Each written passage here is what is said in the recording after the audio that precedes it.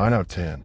Remember that number, because in a few minutes, it is going to change the entire world. It is 1347. A ship drifts into the harbor of Messina, Sicily.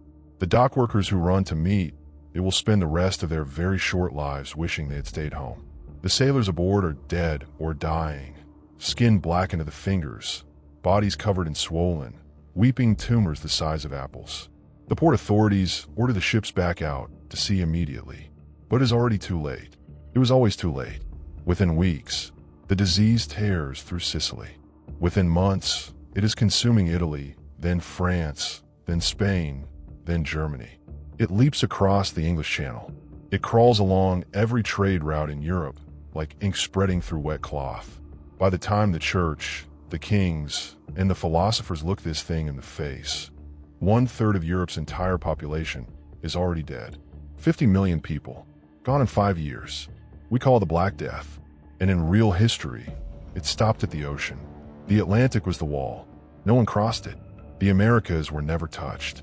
But here's the question that should keep you up at night. What if it had crossed?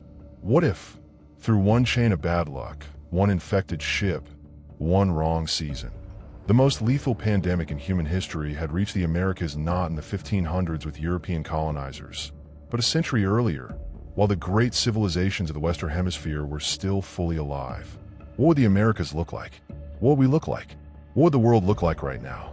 That is the story we are about to tell. And I need you to set aside everything you think you know about the Americas before Columbus, because almost all of it is wrong. The Americas in 1300 were not empty. They were not a wilderness of scattered nomads waiting to be discovered. They were home to somewhere between 50 and 100 million people.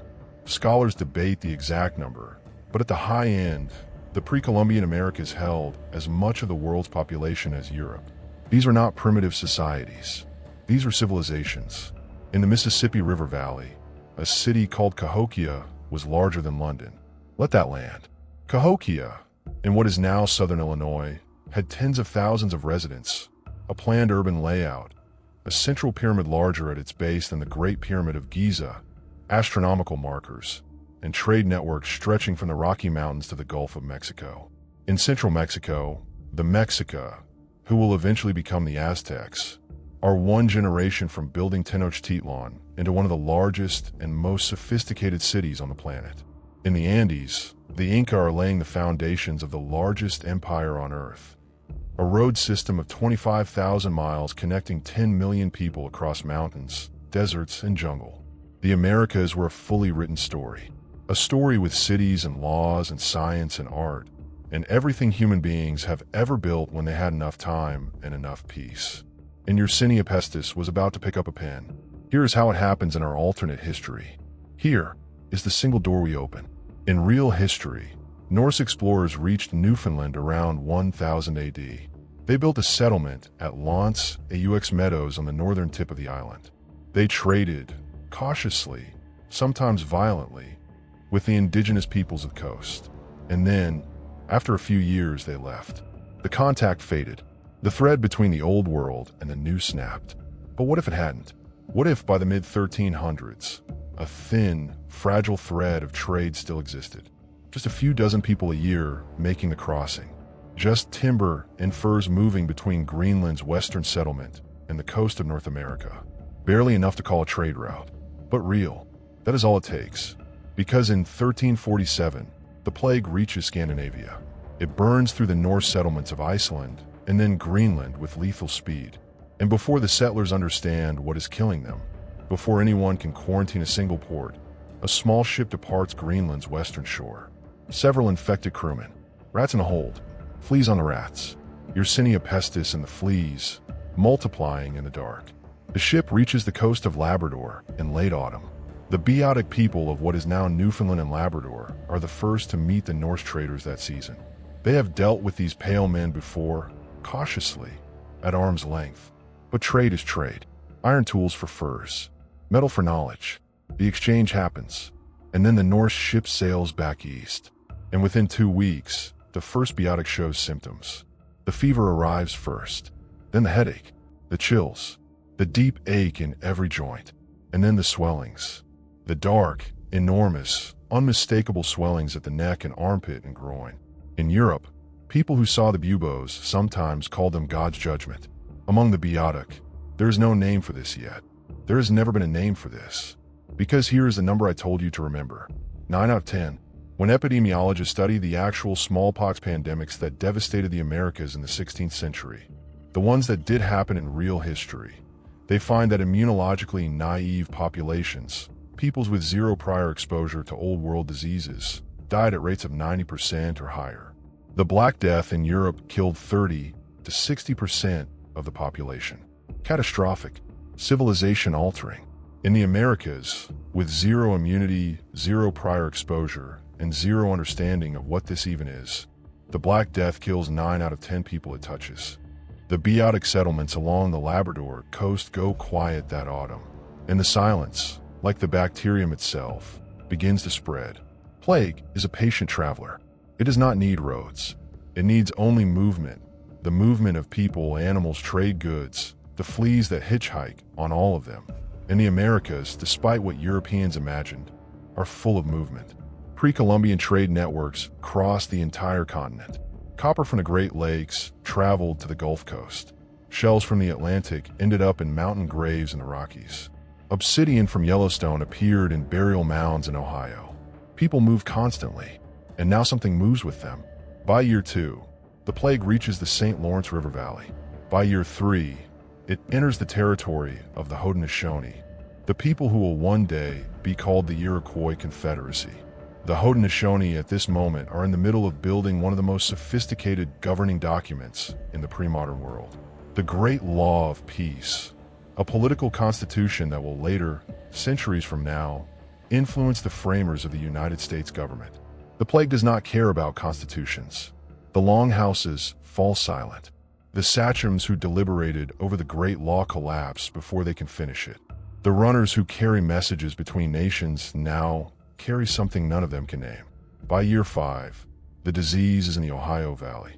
By year 7, it reaches Cahokia. And at Cahokia, it finds exactly what it needs to become catastrophic.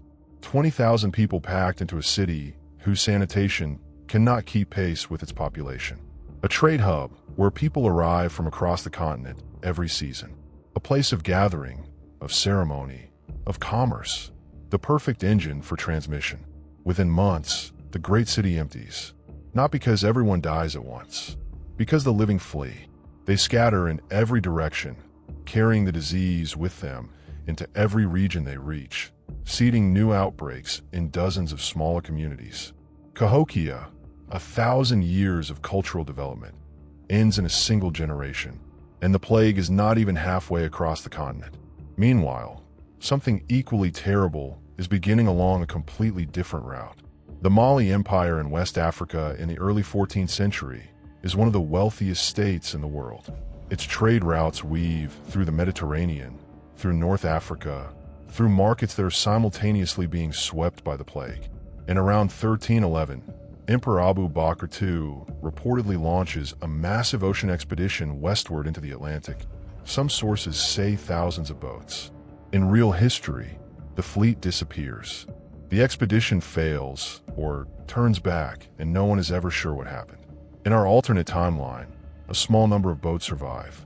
Storm battered, crew half dead, blown far off course, they reach the Caribbean islands.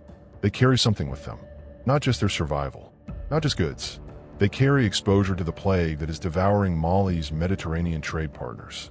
The Taino people of the Caribbean are the first to be devastated by this second wave. Their island societies, complex, organized, populous, begin to shatter. And from the islands, fishermen and traders carry the disease to the coast of Mesoamerica, to the Yucatan Peninsula, to the Maya. The Maya in the 14th century are not a collapsed civilization. The great classic cities fell centuries earlier, yes, but the Maya did not disappear. They reorganized. New city-states rose in the northern Yucatan, Chichen Itza, Uxmal, and Mayapan, which holds the fragile political confederation of the peninsula together.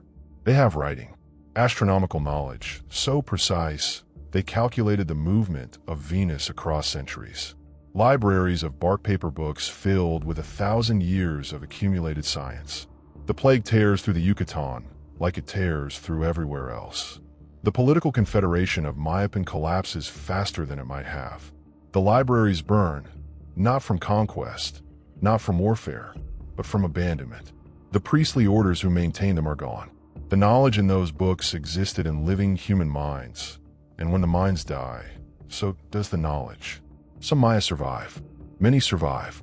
The Maya are remarkably resilient, but their civilization, which in real history resists Spanish conquest into the 17th century, is hollowed out decades early. And then the plague moves into central Mexico. The Mexica, the people who will become the Aztecs, are one generation from greatness. The Triple Alliance that will unite three great city-states and build Tenochtitlan into a metropolis of 200,000 is about to form. In our alternate timeline, the plague kills 60 to 80% of the Valley of Mexico in 2 decades. The city of Azcapotzalco, the senior partner of the would-be alliance, is devastated. The leadership structures of every city-state collapse simultaneously. The wars that would have forged the alliance never happen. Not because anyone chose peace, but because there is no one left to fight them. The Aztec Empire, one of the most powerful civilizations in the pre-Columbian world, never rises. But here, exactly here, is where our alternate history takes its sharpest turn. Because far to the south, in the Andes Mountains of South America, the plague stops. The Inca survive, and this changes everything. The reason is geography. The Inca heartland sits at altitude, cold altitude, and Yersinia pestis travels in fleas. Fleas reproduce poorly in cold temperatures. The mountain passes of the Andes are natural choke points that slow the disease's spread. Trade routes between the highland Inca and the coastal lowlands exist, but they are slow, seasonal, difficult. The plague devastates the South American coast, but in the highlands, the dispersed farming communities, already accustomed to operating in small isolated units, do not provide the density the disease needs to move efficiently. The Incas survive, not without losses, not without pain, but fundamentally intact as a civilization. And into the vacuum the plague is carved across the hemisphere. No powerful Aztec state to the north, the Maya fragmented, the Caribbean islands emptied, Cahokia gone, the Inca expand. By 1450, in our alternate history, the Inca Empire is the largest state in the Americas, and it is still growing. Inca traders push north along the Pacific coast, finding ruins where cities stood, finding opportunity where empires fell. Now Columbus arrives. 1492, he makes landfall in the Caribbean, and he finds a world that is not what he expected and not what any European expected.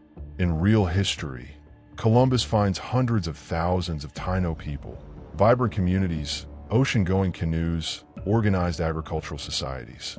Within 50 years of European contact, the Taino are essentially extinct.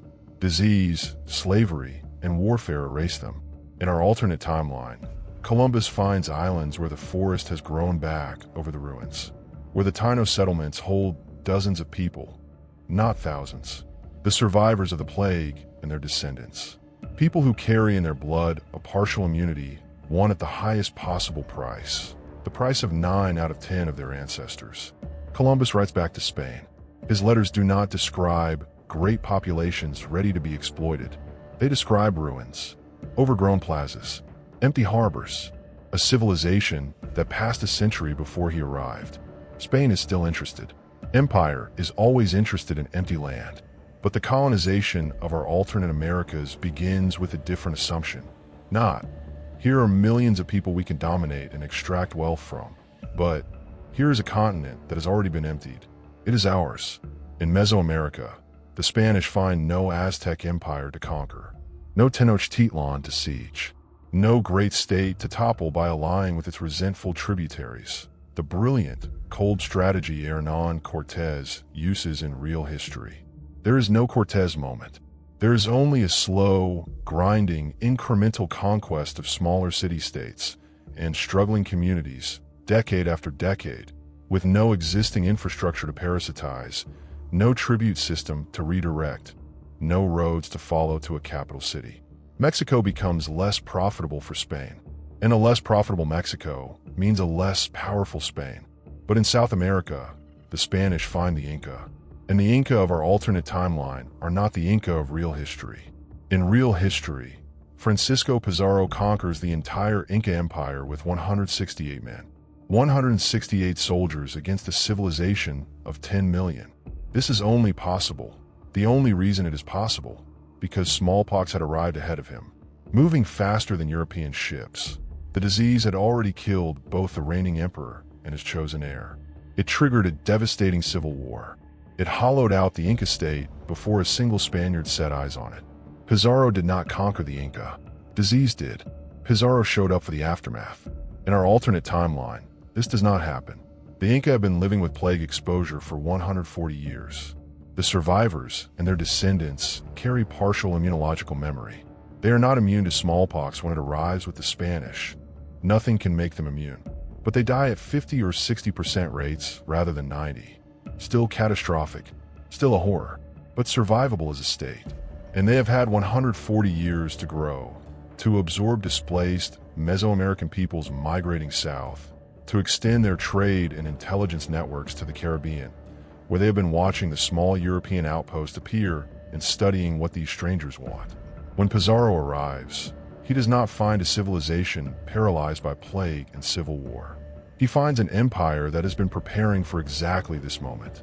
And empires fight back. The war between Spain and the Inca lasts decades. Spain has horses, steel, and gunpowder, advantages that are real and cannot be wished away. But the Inca have the Andes. Every mountain pass is a kill zone for cavalry. Every high-altitude campaign exhausts European soldiers in ways no training prepared them for. The Inca have numbers. Tens of millions of people capable of absorbing enormous losses and continuing to fight. They have institutional memory of what happened to the peoples to their north who did not resist. They negotiate when they must. They attack when they can. They are patient in a way that only a civilization that survived a 90% plague can be patient. By the 1570s, there is a border on the map of South America. A real, contested, bitterly negotiated border between Spanish coastal territory and the Inca interior. It is not peace. It is barely a truce. But it is something that has no parallel in the real history of the Americas. An indigenous civilization that faced the full force of European colonialism and kept its homeland. While this is happening, North America is being colonized faster than in real history. The plague reduced the population so deeply, so long ago, that when English colonists arrive in the early 1600s, the forests have had 250 years to grow back over abandoned fields. The ruins of old settlements are ancient, not recent. The surviving indigenous nations, including the Haudenosaunee, diminished but unbroken, have had generations to adapt, to rebuild, to learn from the catastrophe that came from the north. But there are fewer of them. The Haudenosaunee Confederacy never achieves the political strength it achieves in real history. The Powhatan Confederacy that confronts the Jamestown settlers is smaller, less organized. English expansion moves faster. The continent opens before the colonists with terrible, unearned ease. And here's one of the darkest consequences of our alternate history. Because the indigenous population of North America is more deeply reduced, European colonists face less organized resistance. Less resistance means less need for negotiation. Less negotiation means more expansion. More expansion means more land needing labor. And less available indigenous labor means an even greater demand for enslaved African people, arriving even earlier, in even larger numbers. The transatlantic slave trade in our alternate history is not smaller. It is larger. It is worse. The plantation system grows faster because the continent emptied faster. The suffering of enslaved Africans in the Americas is, in this alternate world, even greater than the already incalculable horror of real history. History does not correct its injustices simply because it changes its shape. In Europe, without the flood of Aztec and Inca silver that funded Spain's real history empire, Spain is weaker than we know. The Protestant Reformation, which Spain's silver helped suppress, wins earlier and more decisively. England and France dominate.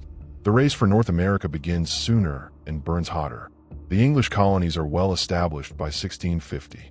The competition with France pushes both powers deeper into the continent faster than they might otherwise have gone. The American Revolution still happens. The economic and political grievances that drive it are unchanged. But the political geography of North America is different. The Haudenosaunee Confederacy, rebuilt, sharpened, diplomatically sophisticated in ways the plague itself taught them, is too present to ignore.